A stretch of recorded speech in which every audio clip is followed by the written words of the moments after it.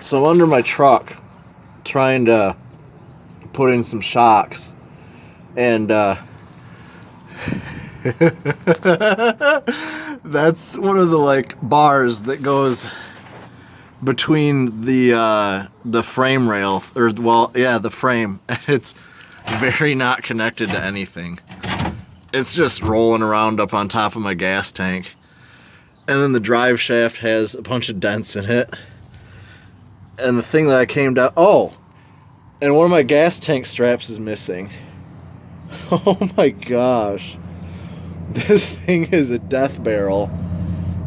I'm pretty sure the gas tank strap was probably attached to that, and now it's not. So, that's good. Yeah, I thought, well, let me look at that too. Oh my gosh, why did it rotate back? No. Look at that. I don't know why it keeps rotating. I hope this video actually works. But yeah, look at that like massive hole that it punched in there from bouncing around so much. I have no idea what it looks like on the other side. But I came down here because the shock is missing, and I just realized that that's what this is. That's where the shock is supposed to go. I'm pretty, no.